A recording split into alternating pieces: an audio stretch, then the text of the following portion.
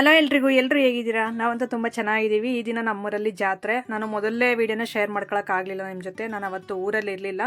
ಮುಕ್ಕಳಂಗುಣಿನ ಮೇಲೆ ಹಾಲಿನ ಅಭಿಷೇಕ ಮಾಡ್ತಾರಲ್ಲ, ಆ ವಿಡಿಯೋ ನಾನು ಹಿಂದಿನ ವರ್ಷ ಶೇರ್ ಮಾಡ್ಕೊಂಡಿದ್ದೆ. ಈ ವರ್ಷ ಶೇರ್ ಮಾಡ್ಕೊಳಕ್ಕಾಗಲಿಲ್ಲ, ಯಾಕಂದರೆ ಬೇರೆ ಕಡೆ ಇದ್ವಿ. ಇವತ್ತು ತೇರಿದೆ, ಹೂವಿನ ತೇರು. ಅದಕ್ಕೋಸ್ಕರ ಹೋಗೋಣ ಅಂತಂದು ಜಾತ್ರೆ ಒಳಗೆ ಇವತ್ತಾದರೂ ಹೋಗಿ ಬರೋಣ. ತುಂಬ ಆಗಲೇ ಒಂದು 3-4 ದಿನದಿಂದ ಹೋಗಿ ಬರ್ತಾವ್ರೆ ಎಲ್ಲರೂ. ರೋಜನೂ ಹೋಗಿಲ್ಲ, ನಾನೂ ಹೋಗಿಲ್ಲ. ಅದಕ್ಕೆ ಇವತ್ತು ಹೋಗ್ಬಿಟ್ಟು ಹಾಗೆ ಅಲ್ಲಿ ಕಾಯಿ ಹೊಡಿಸ್ಕೊಂಡು ಪೂಜೆ ಮಾಡಿಸ್ಕೊಂಡು ಹಾಗೆ ಜಾತ್ರೆ ನೋಡ್ಕೊಂಡು ಬರೋಣ ಅಂತ ಹೊರಟ್ವಿ. ಹೋಗೋ ದಾರಿಲೇ ನೋಡಿ ಅದು ಸೀರೆಗೆಲ್ಲ ಸಿಕ್ಕಾಕೊಂಡಿತ್ತು. ಅದು ಅರ್ಜೆಂಟಿಗೆ ನಾನು, ಯಾಕಂದರೆ ಇವತ್ತೂ ಬೇರೆ ಕಡೆ ಹೋಗಿ ನಾವು ಬಂದಿದ್ದಾಯಿತು ವೀಡಿಯೋ ಪರ್ಪಸ್ ಮೇಲೆ. ಅರ್ಜೆಂಟಿಗೆ ಬೇಗ ಆ ರೀತಿ ಸ್ಯಾರಿ ಹಾಕ್ಕೊಂಡು ಹೊರಟಿದ್ದೀನಿ. ಹೆಚ್ಚಾಗಿ ರೆಡಿ ಆಗೋಕ್ಕಾಗಲಿಲ್ಲ. ಸಾಕು ಸಿಂಪಲ್ಲಾಗೆ, ನಾನು ಜಾಸ್ತಿ ಏನು ಓವರಾಗಿ ರೆಡಿ ಆಗಲ್ಲ ಹೇಳ್ರಿ. ಎಲ್ಲೋದ್ರೂ ಅಷ್ಟೇ ಸಿಂಪಲ್ಲಾಗಿ ಆ ರೀತಿ ರೆಡಿ ಆಗೋದು. ಏನಂದರೆ ಫ್ರಿಲ್ಸ್ ಹಾಕ್ಕೊಳ್ಳಿಲ್ಲ, ಸ್ಯಾರಿ ನೆರಿಗೆ ಮಾಡ್ಕೊಳ್ಳಿಲ್ಲ, ಸಿಂಗಲ್ ಪಲ್ಲು ಹಾಕ್ಕೊಂಡೆ ಹೋಗ್ತಾಯಿದ್ದೀನಿ. ಇಲ್ಲಿ ನಡ್ಕೊಂಡು ಹೋಗ್ತಾಯಿದ್ರೆ ಕೆರೆ ಹತ್ರ ದೇವಸ್ಥಾನ ಇರೋದು, ಅದು ಹಾಸ್ಟೆಲ್ ಮಕ್ಕಳು. ನನ್ನ ವೀಡಿಯೋಸ್ ಎಲ್ಲ ತುಂಬ ನೋಡ್ತಾರಂತೆ. ಸೊ ಎಲ್ಲರೂ ಮಾತಾಡಿಸ್ತಾ ಇದ್ರು, ಹಾಯ್ ಹೇಳ್ತಾ ಇದ್ರು. ಸೊ ತುಂಬ ಖುಷಿ ಅನ್ನಿಸ್ತು. ಮಕ್ಕಳ ಜೊತೆ ಮಾತಾಡ್ತಾ ಹಾಗೆ ಹೋಗ್ತಾ ಇದ್ದೀವಿ. ಅವ್ರನ್ನ ಫುಲ್ಲು ಲೈನ್ ಮಾಡಿಸಿ ಕರ್ಕೊಂಡು ಹೋಗಿದ್ದಾರೆ ನೋಡಿ. ಚೆನ್ನಾಗಿದೆಯಲ್ಲ. ಸೊ ಈ ಥರ ಫ್ರೆಂಡ್ಸ್ ಎಲ್ಲ, ಈ ಲೈಫು ನಮಗೆ ಮತ್ತೆ ಬೇಕು ಅಂದರೆ ಸಿಗಲ್ಲ. ತುಂಬ ಒಳ್ಳೆ ಲೈಫ್ ಇದು, ಸ್ಟೂಡೆಂಟ್ ಲೈಫು. ತುಂಬ ಚೆನ್ನಾಗಿ ಎಂಜಾಯ್ ಮಾಡಲಿ, ಓದಲಿ ಚೆನ್ನಾಗಿ, ಫ್ರೆಂಡ್ಸ್ ಜೊತೆ ಎಲ್ಲ ಓಡಾಡಲಿ ಅಂತ ಹೇಳೋಕ್ಕೆ ಇಷ್ಟಪಡ್ತೀನಿ. ಹಾಗೆ ಅವ್ರು ಹೋದ್ರು, ಮುಂದೆ ಬಂದ್ವಿ ನೋಡ್ರಿ. ಇಲ್ಲಿ ಇವರು ನಮ್ಮ ಅಣ್ಣ ಆಗಬೇಕು, ಅಂದರೆ ನಾವು ಎಲ್ಲ ಒಂದೇ ಕುಲದವ್ರೆ ಅಂತಂದು ನಮ್ಮ ಮನೆಯವ್ರಿಗೆ ರೇಗಿಸ್ತಾ ಇದ್ವಿ, ನಾನು ಅಣ್ಣ ಸೇರ್ಕೊಂಡಿಬ್ರು. ಅವ್ರ ಜೊತೆ ಮಾತಾಡ್ತಾ ಹಾಗೆ ಮುಂದೆ ನಡ್ಕೊಂಡು ಬಂದ್ವಿ. ಜಾತ್ರೆ ಒಳಗೆ ಬಂದ್ವಿ ನೋಡಿ. ಇಲ್ಲಿ ಜಾತ್ರೆ ಮಕ್ಕಳಿಗೆ ಆಟಾಡೋ ಅಂಥ ಐಟಮ್ಸ್ ಎಲ್ಲ ಭಾಳ ಬಂದಿದ್ವು. ಆಗಲೇ ಲಾಸ್ಯ ನೋಡಿದ ತಕ್ಷಣ ಇದು ಬೇಕು ಅದು ಬೇಕು ಅಂತ ಕೇಳ್ತಾ ಇದ್ಲು.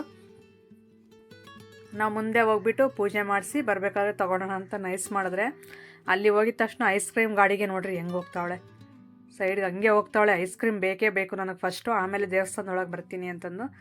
ಅವ್ರ ಮಾವ ಹೇಳ್ತಾಯಿದ್ರು, ಏನು ಬಂದಿದ್ದ ತಕ್ಷಣ ಐಸ್ ಕ್ರೀಮ್ಗೆ ಹೋಗಿದ್ದೀರಾ ಅಂತ. ಇನ್ನು ಅವಳು ಅಳ್ತಾವಳೆ, ಇನ್ನೇನು ಮಾಡೋದು, ಅದಕ್ಕೆ ಐಸ್ ಕ್ರೀಮ್ ಅವ್ರಮ್ಮ ಕೊಡಿಸ್ತಾಯಿದ್ರು.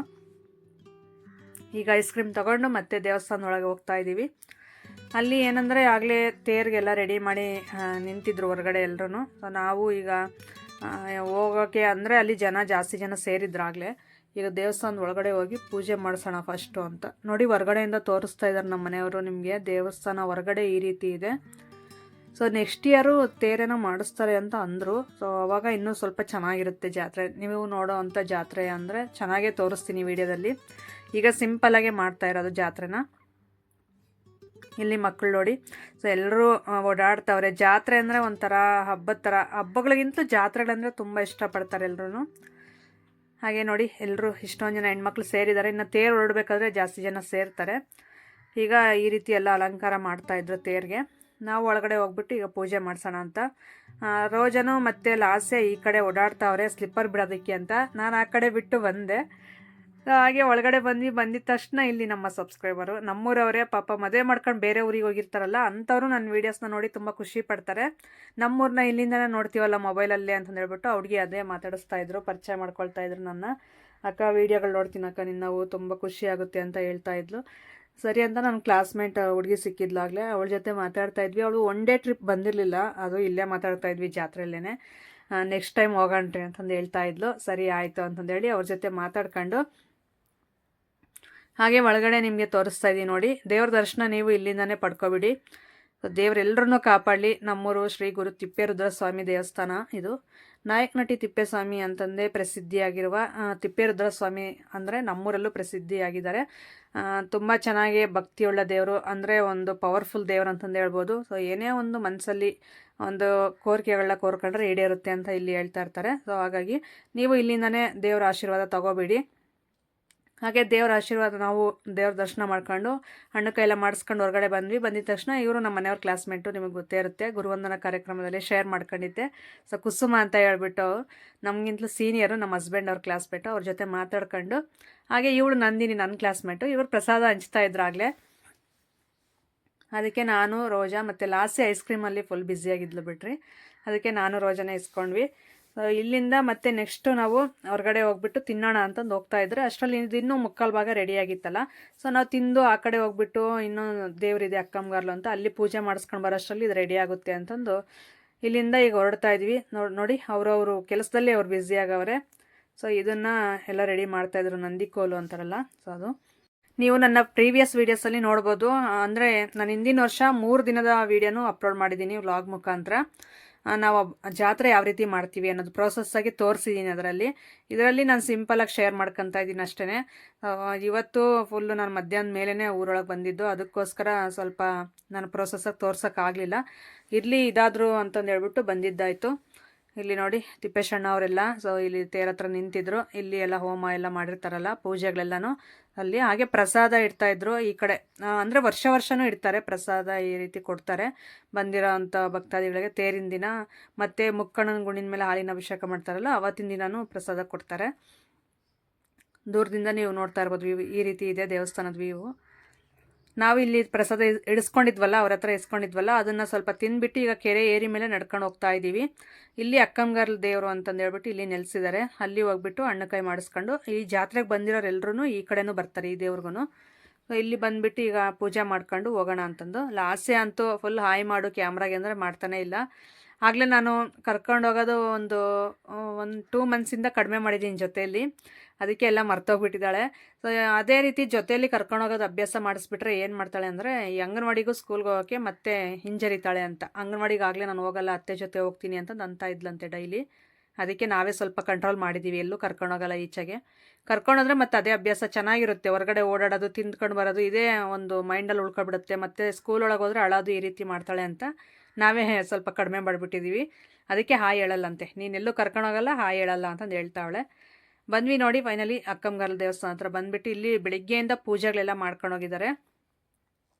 ಈಗ ರೋಜಾ ಪೂಜೆ ಮಾಡ್ತೀನಕ್ಕ ಅಂದ್ಲು. ಸರಿ ಅಂತಂದು ಹೇಳ್ಬಿಟ್ಟು ಎಡೆ ತಂದಿರೋದೆಲ್ಲ ಎಡೆ ಹಾಕ್ಬಿಟ್ಟು ಈಗ ಪೂಜೆ ಮಾಡ್ಕೊಂಡು ನಾನು ಪೂಜೆ ಮಾಡಿದೆ. ಅದಾದಮೇಲೆ ಮುಕ್ಕಣ್ಣನ ಗುಂಡು ಅಂತ ಅನ್ನಲ್ಲ, ಸೊ ಇಲ್ಲಿ ಬಂದ್ವಿ, ಇಲ್ಲಿ ಪೂಜೆ ಮಾಡೋಣ ಅಂತ.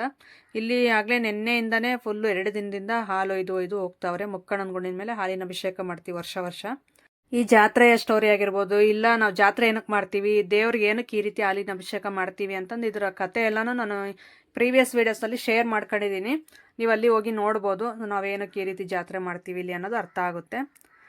ಹಾಗೆ ನೋಡಿ ಜಾತ್ರೆಯಿಂದ ಅಂದರೆ ದೇವಸ್ಥಾನದಿಂದ ಈಗ ಅಲ್ಲಿ ಹೋಗ್ಬಿಟ್ಟು ಮುಕ್ಕಣ್ಣನ ಗುಂಡಿನ ಮೇಲೆ ಹಾಲಿನ ಅಭಿಷೇಕ ಅದೆಲ್ಲ ನೋಡ್ಕೊಂಡು ಆಮೇಲೆ ನಾವು ಬಂದ್ವಿ ಇನ್ನೇನು ಮನೆ ಕಡೆ ಹೊರಡೋಣ ಅಂತ. ಆಗಲೇ ತೇರು ಊರೊಳಗೆ ಹೋಗಿತ್ತು ನಾವು ಬರೋಷ್ಟರಲ್ಲಿ, ಅದಕ್ಕೆ ಮತ್ತೆ ನಾನು ತೇರು ತೋರಿಸ್ತಾ ಇಲ್ಲ. ಸಂಜೆ ಆಗಿತ್ತು ಆಗಲೇ ಒಂದು 5:30 6 ಗಂಟೆ ಹತ್ತತ್ರ ಆಗ್ತಾಯಿತ್ತು. ಇನ್ನೇನೋ ನಡ್ಕೊಂಡು ಹೋಗ್ತಾ ಇದ್ವಿ. ಸೊ ಇಲ್ಲಿ ನಾವು ಬರ್ತಾ ದಾರಿಲಿ ಇಲ್ಲೊಂದು ಗುಹೆ ಇದೆ ಲೆಫ್ಟ್ ಸೈಡು, ಅಲ್ಲಿ ಕ್ರಾಸಲ್ಲಿ ದೇವಸ್ಥಾನದಿಂದ ಸ್ವಲ್ಪ ಮುಂದೆ ಬಂದರೆ ಇಲ್ಲಿ ಸಿಗುತ್ತೆ. ಇಲ್ಲಿ ಅಷ್ಟೇ ದೇವಸ್ಥಾನದ ಥರ ತುಂಬ ಚೆನ್ನಾಗಿ ಮಾಡಿದ್ದಾರೆ. ಅದಕ್ಕೆ ಇಲ್ಲೊಂದು ಸರಿ ನೋಡ್ಕೊಂಡು ಹೋಗೋಣ ಅಂದ್ಲು ರೋಜಾ. ಅದಕ್ಕೆ ಈಗ ಮೇಲ್ಗಡೆ ಹತ್ತಿ ಹೋಗ್ತಾ ಇದ್ದೀವಿ. ಇಲ್ಲಿ ಊಟ ಮಾಡೋರು ಪ್ರಸಾದ ಎಲ್ಲ ಊಟ ಮಾಡ್ತಾಯಿದ್ರು ಹೊರಗಡೆ ಎಲ್ಲರೂ. ಸೊ ನೋಡಿ ಬಂದಿರೋರಿಗೆ ಇಲ್ಲೂ ಪ್ರಸಾದ ಕೊಡ್ತಾಯಿದ್ರು ಎಲ್ರಿಗೂ. ನಮಗೆ ತಿನ್ನೋಕ್ಕಾಗಲಿಲ್ಲ, ಸೊ ನಾವು ಅಲ್ಲಿ ತಿಂದಿದ್ವಲ್ಲ, ಅದಕ್ಕೆ ಇನ್ನು ತಿಂದೇ ಇರೋರೆಲ್ಲರೂ ಇಲ್ಲಿ ಊಟ ಮಾಡ್ತಾಯಿದ್ರು. ನೋಡ್ಬೋದು ಎಲ್ಲ ಪ್ರಸಾದ ಎಲ್ಲ ಇಟ್ಟು ಮತ್ತೆ ಇಲ್ಲಿ ಪೂಜೆ ಎಲ್ಲ ಮಾಡ್ತಾರೆ. ಒಳಗಡೆ ತೋರಿಸ್ತೀನಿ ಎಷ್ಟು ಚೆನ್ನಾಗಿದೆ ಅಂತಂದು ಹೇಳ್ಬಿಟ್ಟು. ಸೊ ಇಲ್ಲಿ ನೋಡಿ ಭಾಳ ಚೆನ್ನಾಗಿದೆ. ಒಳಗಡೆ ನೀವು ಒಂದು ಗುಂಡು ದೊಡ್ಡದು, ಅದ್ರ ಕೆಳಗಡೆ ಈ ರೀತಿ ಮನೆ ಟೈಪ್ ಮಾಡಿದ್ದಾರೆ. ಭಾಳ ಚೆನ್ನಾಗಿರುತ್ತೆ. ಆದರೆ ಒಳಗಡೆ ಹೋಗೋಕ್ಕೆ ಒಂಥರ ಭಯ ಅನ್ನಿಸುತ್ತೆ. ಯಾಕಂದರೆ ಆ ಗುಂಡು ಮೇಲೇ ಇರುತ್ತಲ್ಲ, ನಾವು ಹೋದಾಗ ಒಳಗಡೆ ಅದೊಂಥರ ಭಯ ಅನಿಸುತ್ತೆ ಅಷ್ಟೇ, ಎಲ್ಲಿ ಮೇಲೆ ಬಿದ್ದುಬಿಡುತ್ತೋ ಅನ್ನೋ ಒಂದು ಫೀಲ್ ಬರುತ್ತೆ. ಆದರೆ ಏನಾಗಲ್ಲ, ಇಲ್ಲೇ ವಾಸ ಮಾಡ್ತಾ ಇರ್ತಾರೆ, ಇಲ್ಲಿ ಪೂಜೆಗಳೆಲ್ಲ ಮಾಡ್ಕೊಂಡು. ಹಾಗೆ ನಾನು ರೋಜಾ ಲಾಸ್ಯ ಕೂತಿದ್ದೀನಿ ನೋಡಿ, ಅಲ್ಲಿ ಮಂಚದ ಟೈಪ್ ಮಾಡ್ಕೊಂಡವ್ರೆ. ಸೊ ಅಲ್ಲಿ ಮಲಕ್ಕಂತಾರೆ. ಭಾಳ ಚೆನ್ನಾಗಿದೆ. ಆರಾಮಾಗಿ ಮನೆ ಏನಕ್ಕೆ ಬೇಕು ಅನ್ಸೋದಷ್ಟು ಚೆನ್ನಾಗಿದೆ ನೋಡಿ. ಸೊ ಒಳಗಡೆನೂ ಅಷ್ಟೇ ಹೊರಗಡೆನೂ ಅಷ್ಟೇ 2 ಕಡೆನೂ ಪೂಜೆ ಮಾಡ್ಕೊಂಡು ದೇವ್ರ ಫೋಟೋಗಳೆಲ್ಲ ಇಟ್ಟಿದ್ದಾರೆ. ಸೊ ದೊಡ್ಡದು ಗುಂಡು, ನೀವು ಹೊರಗಡೆ ನೋಡಿದ್ರಲ್ಲ ನಾನು ಎಂಟ್ರಿ ಆಗಬೇಕಾದ್ರೇ ಅಷ್ಟು ದೊಡ್ಡ ಗುಂಡು ಕೆಳಗೆ ಈ ರೀತಿ ಮಾಡಿದ್ದಾರೆ. ಭಾಳ ಚೆನ್ನಾಗಿರುತ್ತೆ ಈ ರೀತಿ ಎಲ್ಲ ಇದ್ದರೆ. ನೋಡಿ ಶ್ರೀ ಗುರು ರುದ್ರದೇವರ ಮಠ ಅಂತಂದು ಬರೆದಿದ್ದಾರೆ ಮೇಲ್ಗಡೆ. ಹೊರಗಡೆಯಿಂದ ಈ ರೀತಿ ಕಾಣಿಸುತ್ತೆ. ಇದಕ್ಕೆ ಡೋರು ಎಲ್ಲ ಇಡಿಸಿದ್ದಾರೆ ನೋಡಿ. ಈಗ ನಾವು ಇಲ್ಲಿಂದ ನೆಕ್ಸ್ಟ್ ಹೊರಟ್ವಿ ಮನೆ ಕಡೆ. ಸೊ ಈ ರೀತಿ ಎಲ್ಲ ಜಾತ್ರೆ ಆಯಿತು ನಮ್ಮೂರಲ್ಲಿ, ತುಂಬ ಚೆನ್ನಾಗಾಯಿತು. ಆದರೆ ಮೇನ್ ಕ್ಲಿಪ್ ಅಷ್ಟೇ ನಾನು ಆ್ಯಡ್ ಮಾಡಿರೋದು, ನಾನು ಪ್ರೋಸೆಸ್ಸಾಗಿ ಏನು ತೋರಿಸಿಲ್ಲ. ಸೊ ಅದಕ್ಕೋಸ್ಕರ ಇನ್ನು ತೋರಿಸ್ದೇ ಇದ್ದರೆ ಹೆಂಗೆ, ನಾವು ಜಾತ್ರೆ ಒಳಗೆ ಹೋಗದೇ ಇದ್ದರೆ ಚೆನ್ನಾಗಿರಲ್ಲ. ವರ್ಷದಲ್ಲಿ ಒಂದು ಸರಿ ಮಾಡ್ತಾರೆ ಜಾತ್ರೆ, ಅದರಲ್ಲಿ ಹೋಗಲಿಲ್ಲ ಅಂದರೆ ಹೆಂಗೆ ಅಂತ ಹೋಗಿ ಬಂದಿದ್ದಾಯಿತು. ಹಾಗೆ ನೈಟ್ ಒಂದು ಡ್ರಾಮಾ ಇತ್ತು. ಅದು ನನಗೆ ಈ ಡ್ರಾಮಾಗಳು ಇವು ಅರ್ಥ ಆಗಲ್ಲ ನನಗೆ. ಸೊ ಅದಕ್ಕೋಸ್ಕರ ಡ್ರಾಮಾ ನಾಟಕಗಳು ಇವು ನೋಡೋಕ್ಕೆ ಹೋಗಲ್ಲ. ಅವು ಸ್ಟೋರಿಗಳು ನನಗೆ ಅರ್ಥ ಆಗಲ್ಲ. ಅವ್ರು ಹೇಳ್ತಾ ಇರ್ತಾರೆ, ಏನೋ ಹೇಳ್ತಾ ಇದ್ದಾರೆ ಅನ್ನೋ ಥರ ಅನಿಸುತ್ತೆ. ನಮ್ಮ ಮನೆಯವರೇ ಹೋಗ್ಬಿಟ್ಟು ಸ್ವಲ್ಪ ವೀಡಿಯೋ ಕ್ಲಿಪ್ನ ತೊಗೊಂಡು ಬಂದಿದ್ದಾರೆ. ಭಾಳ ಚೆನ್ನಾಗಿತ್ತು ಅಂತ ಹೇಳ್ತಾಯಿದ್ರು ನಮ್ಮ ಮನೆಯವರು. ಅಂದರೆ ಜನನೂ ಅಷ್ಟಾಗಿ ಸೇರಿದ್ರು, ತುಂಬ ಜನ ಸೇರಿದ್ರು.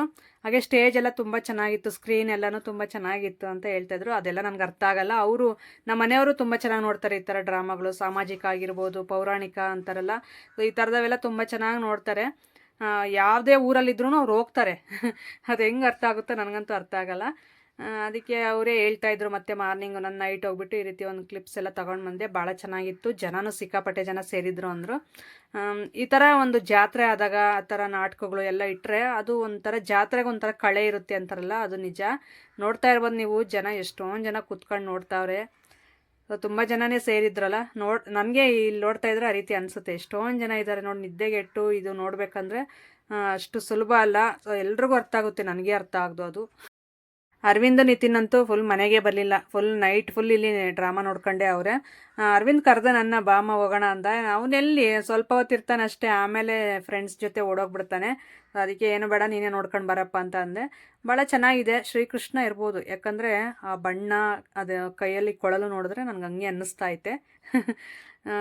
ನಿಜ, ಪಕ್ಕ ಶ್ರೀಕೃಷ್ಣನೇ.